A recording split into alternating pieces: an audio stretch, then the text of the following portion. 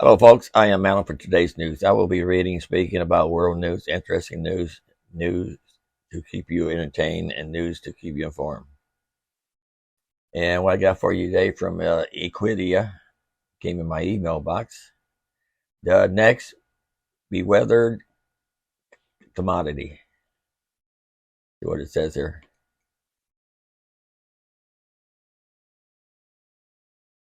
A new Iron Curtain will soon split the world in half. Globalization, as we've known it since the Cold War, will undergo unprecedented changes beyond our imagination. You already know how this will start if you've been a long-time Equedia reader. It will be a currency war provoked by the BRICS introduction of a new reserve currency, which is expected to launch imminently. This currency feud between the West and BRICS will reshape the entire landscape of global trade.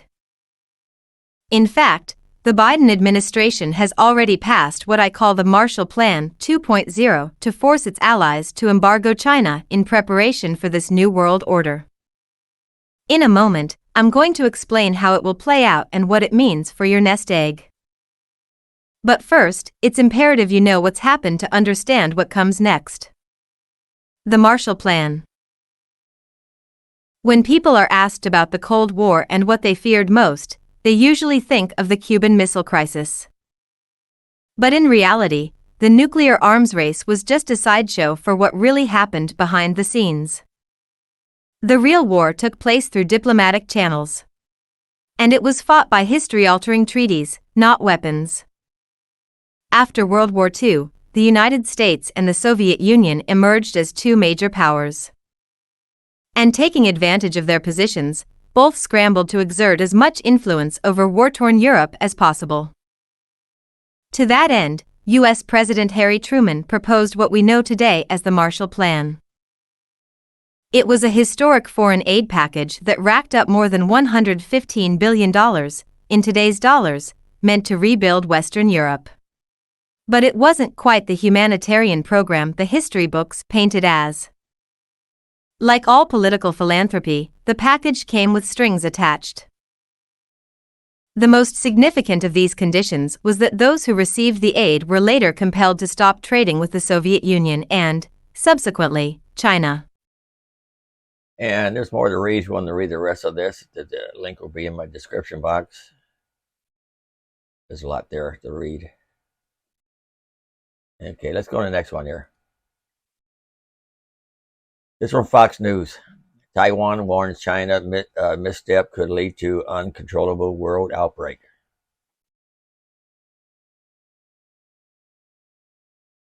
Taiwan is sounding alarms over Chinese military drills that it says could mistakenly spark an uncontrollable war that would draw in countries from around the world.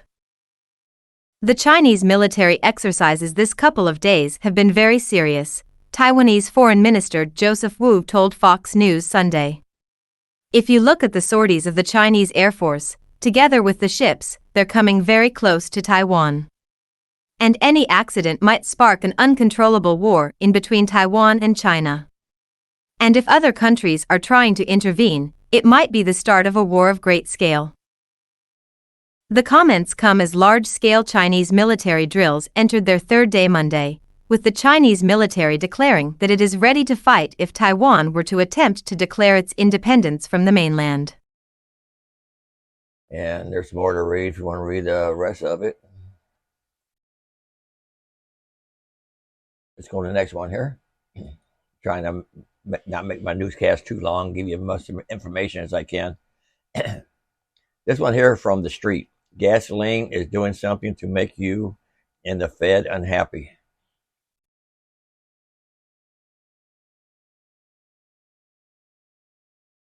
Thanks to increasing demand and production cuts by OPEC Plus members, prices are expected to head in an expected but unwelcome direction. Gasoline prices rose for the second consecutive week as crude oil prices faced upward pressure from supply cuts and increased demand.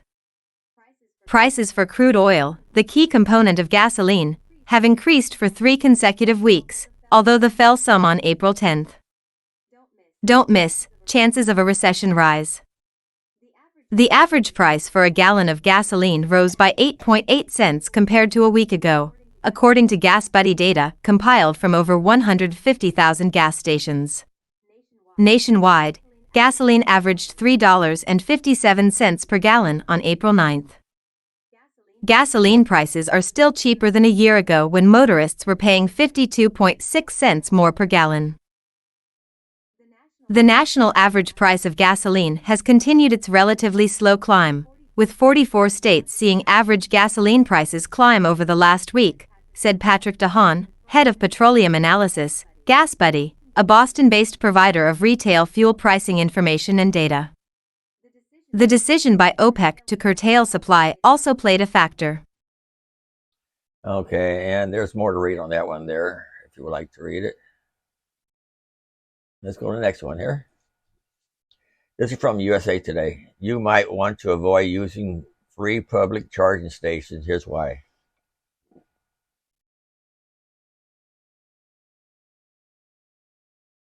The FBI recently warned against using free public charging stations, saying hackers can use the connection to transmit malware onto your device. The agency advised consumers have their own charger and USB cord and use an electrical outlet. Avoid using free charging stations in airports, hotels, or shopping centers, the FBI's Denver office tweeted last week. Bad actors have figured out ways to use public USB ports to introduce malware and monitoring software onto devices. Start the day smarter. The tweet echoes the guidance on the FBI's website.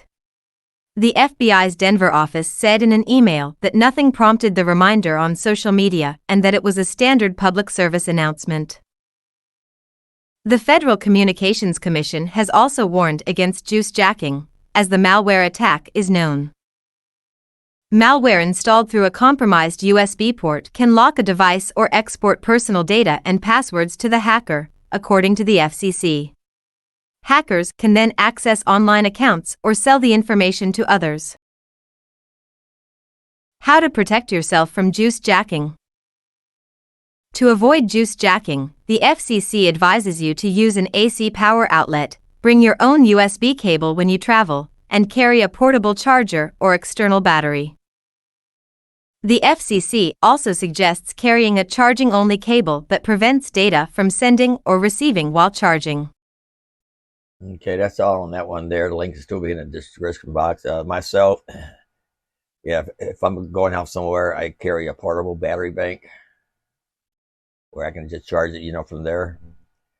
I got one I can plug my phone in, and I got one that's wireless too. Wireless is not that great. Wireless charging. Anyway, let me go to the next one here. This is from Bloomberg. VP Kamala Harris announces $1.7 billion in grants to 600 community leaders.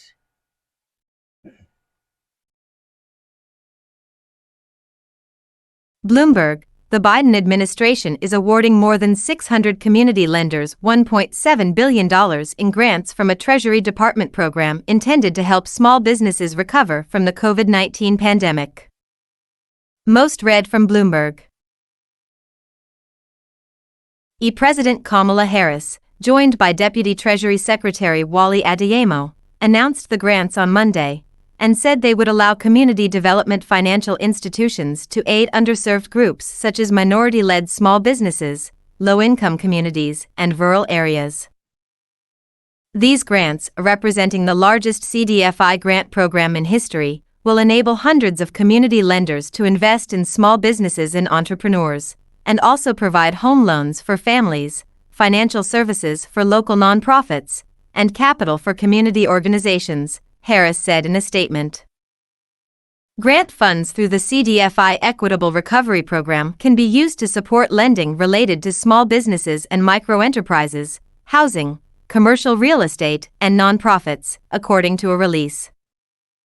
Because these grants are not loans, community lenders do not need to pay back not even $1 of this investment, Harris told reporters on a call Monday. The funding is the latest in a string of partnerships between the Treasury Department and the Vice President's office to advance financial equity. Among the institutions being granted funding are New Orleans-based Liberty Financial Services Incorporated and Lancaster, Pennsylvania-based Community First Fund, which each received $6 million. The Equitable Recovery Program was established to support low- and middle-income communities that struggled financially during the coronavirus outbreak. And that's all I got on that one there. I don't know where they're getting all this money from. We're broke. The United States is broke, and they're still giving out money. Let's go to the next one. This from Raw Story. Pentagon Papers leaker fears America is dangerously close to nuclear war. The Pentagon Papers revealed secrets and lies about the Vietnam War that infuriated a public that was already turning against the war at the time. The man who copied the papers, Daniel Ellsberg, spoke to the New York Times just as a fresh leak from the Pentagon was being posted online. A slate of documents was released on the social platform Discord before the press ultimately picked it up. They reveal the Pentagon's plans for Ukraine after the invasion by Russia. Some of the documents have been heavily doctored, according to one defense official that spoke to Politico. Ellsberg's leak activism was due to his ongoing opposition to nuclear proliferation, something that continues to frighten him today. In his interview, he confessed that he was scared and that President Joe Biden is right when he says that this is the most dangerous time with respect to nuclear war since the Cuban Missile Crisis. I also don't think the world is going to deal with the climate crisis. We've known, since the 2016 Paris Agreement and before, that the U.S. had to cut our emissions in half by 2030. That's not going to happen, he also said. And you can read the rest of this in my description box. There's more to read. We're going to go to the next one now. This is from the Motley Fool. Stephan warns that taxpayers with this income range have 5 times as high an audit risk. Let's see what it says here.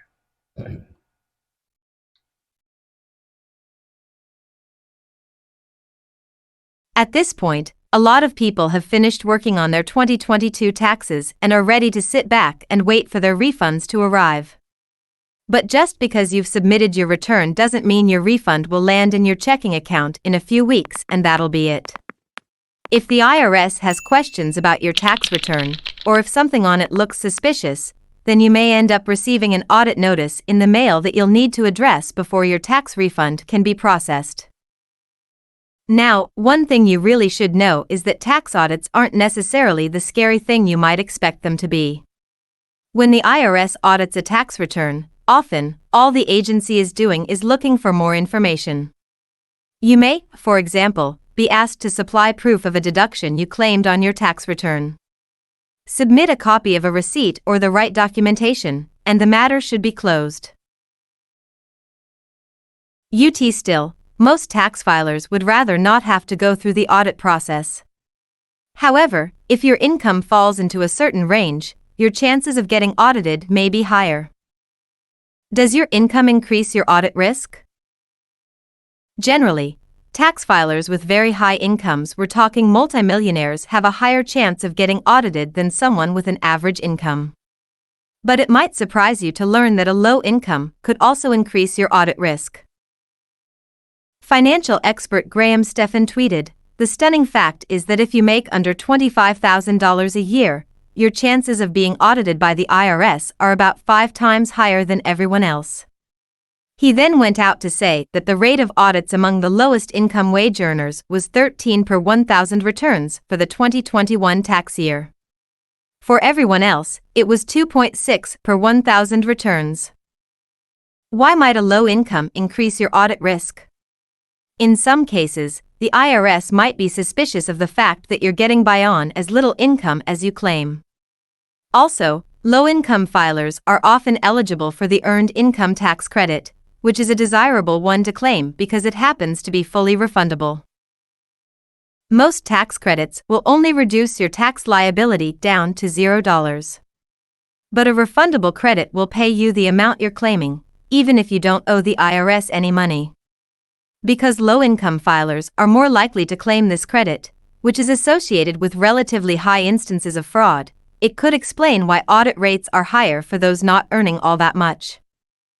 How to decrease your chances of getting audited. Although you don't need to lose sleep over the idea of a tax audit, one way to potentially minimize your chances of that happening is to be honest on your tax return. Report all of your income and only claim the credits and deductions you're truly eligible for. Also, make sure you have proof of the deductions you're claiming when you file a return. That may not stop you from getting audited, but it might make the process of responding to an IRS audit letter a lot easier and smoother. Sponsored.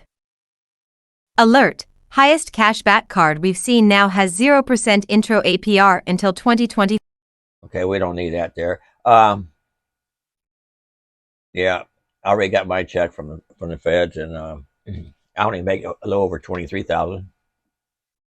Work a half a year last year and on Social Security, pulling money out of my savings, keep going, and I never got audited. I was gonna. Well, I didn't take a lot of deductions either. I was gonna take deduction for stuff I bought, to do YouTube, but I'm not making any money yet, so I figure, well, why do it? Anyway, let me go to the next one. This one here is from Business Insider. Russian paratroopers are getting thermobaric tank-mounted flamethrowers to make them more deadlier after a strike of failures, UK intel says.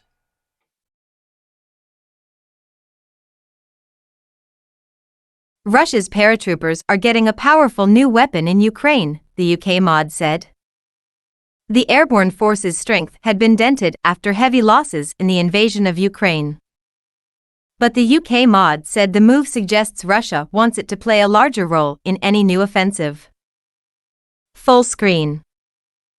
1. Russia's airborne force is being armed with so-called heavy flamethrowers, as the military tries to reconstitute the elite units after they suffered heavy losses earlier in the invasion of Ukraine, according to UK intelligence. The UK Ministry of Defence said in an intelligence update on Tuesday that, according to Russian media, paratroopers were receiving TOS-1A thermobaric multiple launch rocket systems. Russia designates the weapon as a heavy flamethrower, the mod said. The weapon is mounted onto tanks and is more powerful than conventional explosives. Experts say it is particularly effective at targeting trenches, which is what much of the fighting in Ukraine currently looks like. Okay, I'm going to stop it there. There's more to read if you want to read more about it. Let me go to the next one. This is from Bloomberg. Kim seeks to boost war defenses, cuts link with South Korea. Bloomberg, North Korean leader Kim Jong-un called for practical and offensive war capabilities as his state issued a fresh warning to the U.S. and cut communications links with South Korea used to reduce tensions on their heavily armed border. Most read from Bloomberg. U.S. Navy. Kim told a meeting of military officials that he wanted to step up the country's defenses due to the ever-worsening security on the Korean peninsula, the official Korean Central News Agency reported Tuesday. His state was determined to strengthen the war deterrent of the country in every way to cope with the escalating moves of the U.S. imperialists and the South Korean puppet traders to unleash a war of aggression, KCNA said. North Korea's official media almost never refers to its neighbor by its formal name. North Korea stepped up its pressure campaign by last week cutting off the communication links with South Korea. This year it has also ratcheted up tensions by testing new weapons and systems to deliver nuclear strikes against the U.S. and its two allies that host the bulk of American troops in the region, South Korea and Japan. That response also included a new undersea hail drone North Korea tested recently that it said could deliver a radioactive tsunami, a claim doubted by South Korea's military. U.S., Japan and South Korea this month held joint anti-submarine drills in waters off the South Korean island of Jeju.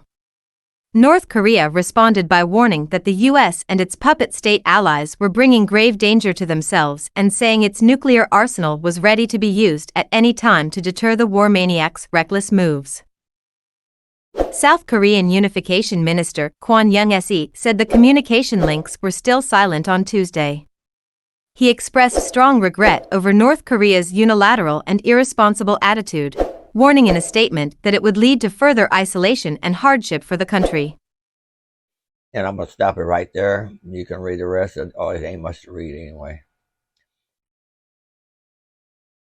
Anyway, we'll go to the next one now. This one here from USA Today. Reverse global warming by scrubbing the air. That's what carbon capture aims to do. Okay, let's see what it says.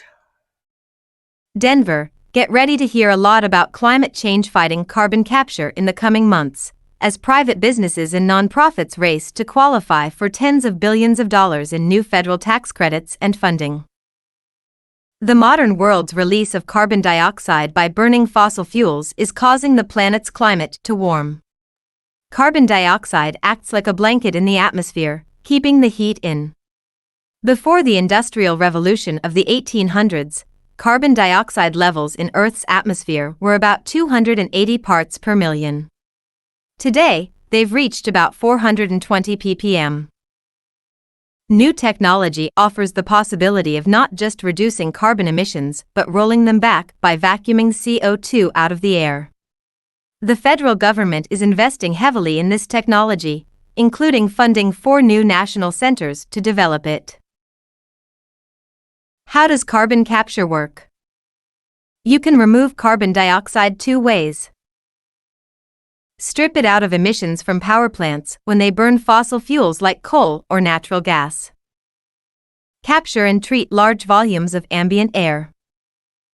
While capturing carbon isn't that hard on a technical level, it has long been too expensive to conduct on a large scale. What's new? Outside Denver, the world's second-largest direct air capture or DAC plant has begun operating. The first was in Switzerland in 2017. It blows air over special ceramic filters that capture CO2, which is then stripped off and concentrated into liquid or gas. Its developers say this new technique can rapidly scale up to industrial size and could make a bigger impact than capturing power plant emissions. The new global thermostat plant near Denver can capture about 1,000 tons of CO2 annually, or the equivalent emissions of about 217 passenger cars. The plant is a pilot project demonstrating that the technology can work on a large scale, but experts say far more and bigger plants are necessary to make a real difference. Oh, let's see what we got here. Anyway, if you want to read the rest of this, there's more to read about it in my description box. Let me go to the next one here.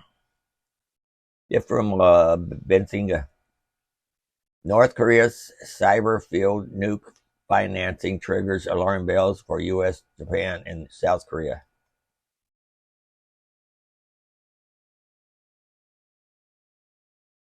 Special envoys from the United States, Japan, and South Korea have expressed deep concerns over North Korea's growing nuclear program, highlighting the role of North Korean hackers and IT specialists in fueling the regime's weapons development. According to a report by AFP, North Korea's overseas workers, including those engaged in malicious cyber activities, are a major source of funding for the regime's weapons programs through the theft and laundering of funds, including cryptocurrencies. North Korea continues to engage in cyber-enabled illicit activities, including stealing digital currencies from exchanges and other entities to evade sanctions and fund its illicit programs, the 3 envoys said in a joint statement. ING data from crypto analytics firm Chainalysis, the envoys noted that North Korean hackers stole a record $1.7 billion in cryptocurrency last year alone. Special envoys expressed concern over North Korea's ability to support its nuclear and missile programs through cybercrime. Overseas DPRK workers continue using forged identities and nationalities to evade UNSC sanctions and earn income abroad that funds the DPRK's unlawful weapon of mass destruction and ballistic missile programs, the envoys added. Okay, there's more to read here if you want to read more about it. Not a whole lot more, but there's more. So North Korea, they're hackers too. They're stealing money, cryptocurrency. Let me go to the next one here. Fox News. Oil CEO calls Biden out for missing golden window to replenish the U.S. petroleum reserve. Really bad. As the price of crude oil and gas prices slowly tick up, one industry CEO claims he sees storm clouds on the horizon. We've got a good economy, we've got a high oil price, and yet we're seeing production lower than it was during the Trump administration, lower than it was pre-COVID, Canary CEO Dan Eberhart said on Mornings with Maria Tuesday. The train has left the station with the Saudis and OPEC cutting production, and the Biden administration missed kind of a golden window when oil was in the 60s and 70s, too, to replenish the SPR, he continued. Instead of buying more crude oil for the U.S. Strategic Petroleum Reserve at price points of $60 to $70 per barrel, the Biden administration has continued to sell its inventory. In February, after selling another 26 million barrels, Biden brought the reserve to its lowest level since 1983. Analysts and economists have signaled for weeks that gas prices are also feeling the pressure after the Organization of the Petroleum Exporting Countries, OPEC, announced surprise production cuts beginning in May. As of Tuesday, the national gas price average was $3.60, up 20 cents from the previous month and 5 cents from the week ending on April 6. I can't stress enough how missing the window to replace the Strategic Petroleum Reserve is just really bad for our national security and really bad for consumers. The administration has left us completely unprepared, Eberhart said. If you go back and look and Google what they said a year ago, the CEO added, the Biden administration said, look, when oil goes below $80, when oil's in the 70s, we're going to replenish in 2023. Oil, when its low is in the 60s, the administration did nothing. And you can read the rest of this in my description box. Biden need to get out of there, that's all I can say. And I got one more for you. This one here is from Money Talks News. 4 reasons to stop donating in the checkout lane.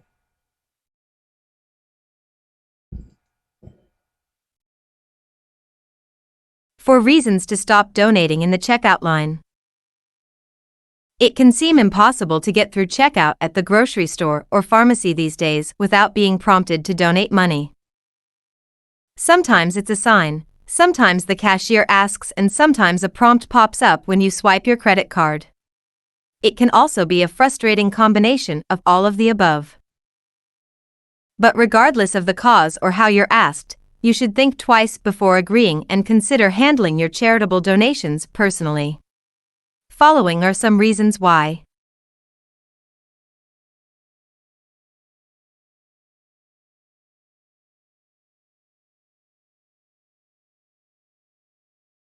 One, you don't control where the money ends up.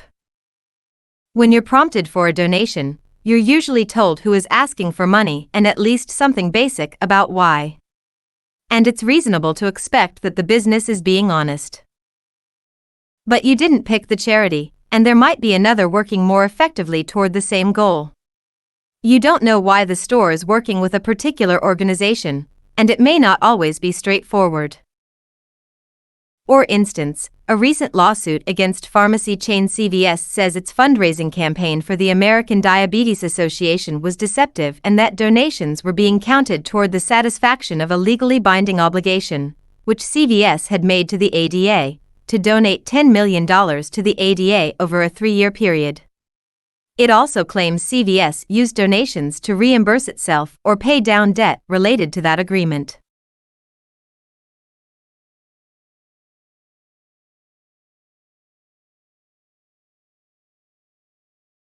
2. You don't know when the money arrives. Another piece of information checkout donation prompts generally don't provide is when your money will be given to the charity. Will the business hold the donations until it reaches a certain amount? Does it send them along one by one or in a quarterly batch? Some people might prefer knowing their money will make a more immediate impact to help some person, place, or thing.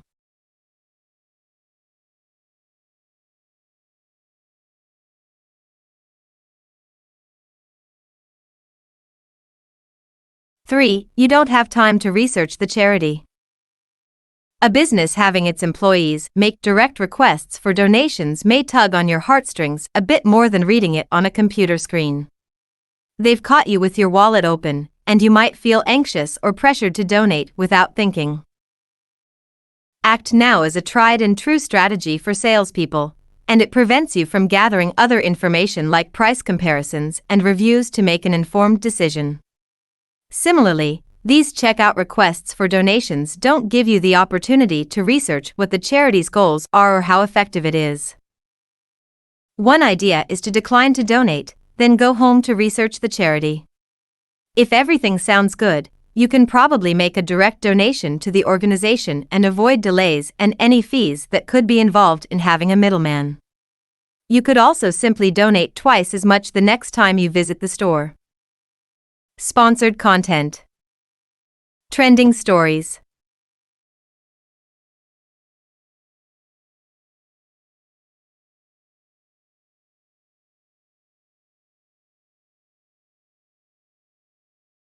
Four, you probably can't deduct the donation on your taxes. Some people might think every donation is a good donation because it can use it to catch a break on federal income taxes. But the deduction for charitable contributions is an itemized deduction, meaning you can only claim it if you itemize your tax deductions, as opposed to claiming the flat amount standard deduction. Ever since the Tax Cuts and Jobs Act of 2017 roughly doubled the standard deduction, fewer people choose to itemize their taxes because the standard deduction saves them more money on their taxes. For example, the standard deduction for the 2023 tax year is $13,850 to $27,700 or more, depending on your tax filing status. Around 88% of taxpayers now claim the standard deduction. The other 12% itemize their deductions, which means only about 12% of taxpayers can deduct charitable contributions on their taxes.